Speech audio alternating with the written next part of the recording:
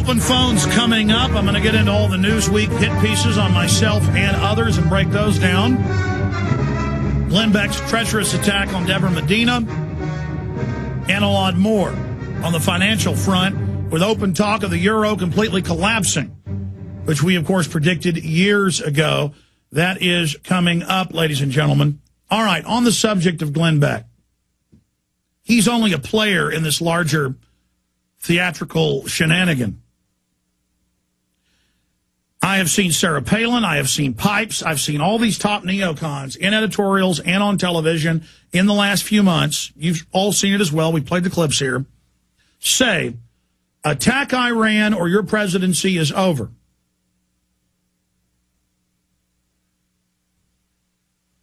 And we know that, again, Obama is a puppet, but he doesn't want to politically destroy himself as well. So they've got all the dirt and all the Larry Sinclair stuff they can bring out, whether it's true or not, to ruin him. They've got all the other reports of drug use. They've got the truther thing that's been promoted. They've got all these ways, whether true or not, they can bring down Obama whenever they want. He's outlived his usefulness.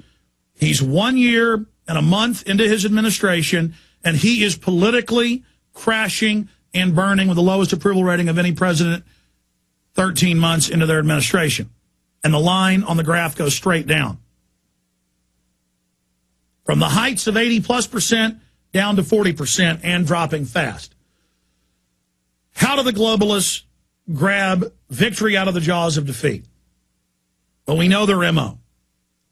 And I have to give credit where credit is due. Of all these hundreds of different points I have that bring me to this conclusion, Tarpley a few months ago, when the gate crashers, who've now taken the Fifth Amendment in congressional testimony, everything is about security, how Obama's not safe.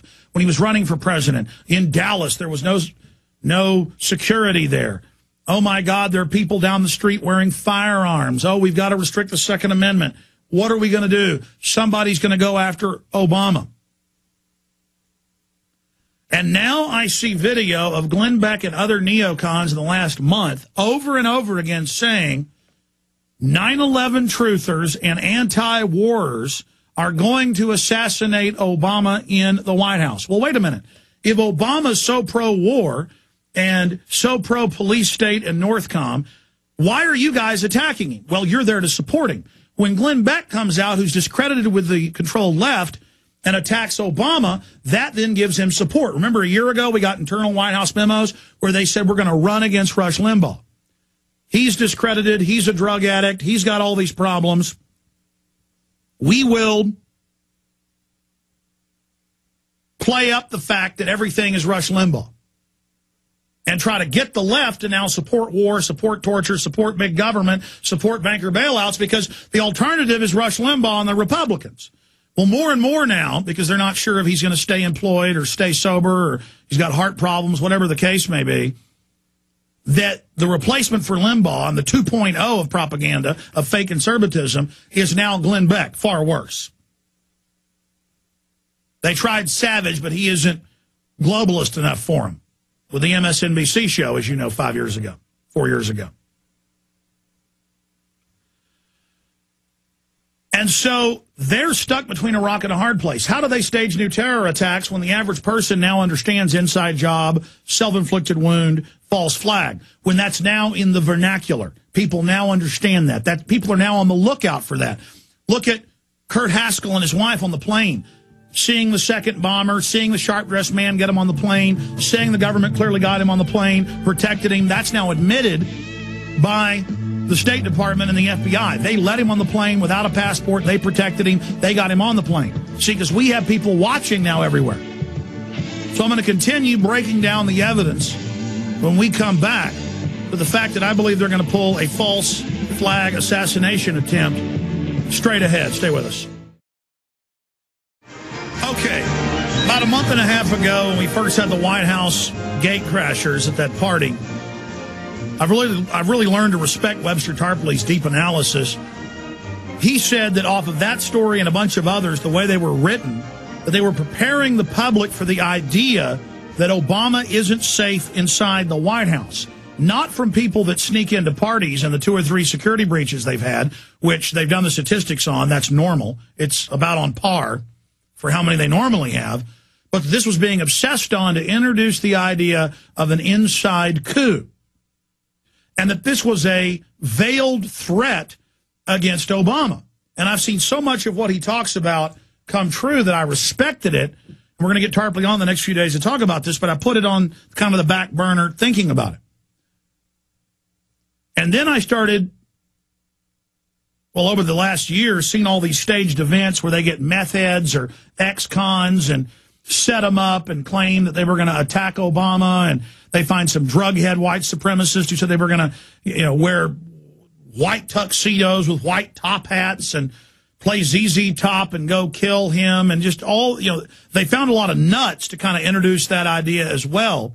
And that dovetails in with the MIAC report, the Homeland Security reports, and others. So I saw that going on. And then just knowing how they operate and what they do and a lot of other ingredients to their modus operandi, I then started seeing the globalists say, look, your presidency is over, and you're going to get impeached or not even get reelected if you don't launch a new war. That's the only way to save yourself. And we had previous neocon articles about how great 9/11 was and how he did another 9/11. And that's what Glenn Beck's all about, the 9/12 Project, the day after 9/11, that feeling we had of wanting to nuke people, of wanting to torture, of how we came together under a big lie of fraud. That's what he wants to re-invoke. So everything is about that. And they hate the 9/11 Truth Movement because they track and read and have the aggregate systems online with Google and the NSA. They know that 9/11 Truth is actually growing. I hear it on talk radio. I see it on the web. More and more evidence comes out. It just grows and grows. It's been depoliticized now that Bush left. A lot of conservatives are now looking at it and learning about false flag. What's one of the only false flags they've got that can make Obama a victim? Try to, and I've seen this going on for a decade, merge the idea of militias and constitutionalists working with Muslim extremists. What's the only way to do that? And then somehow tie that into the radical left and be able to sick Homeland Security and Northcom on the American people.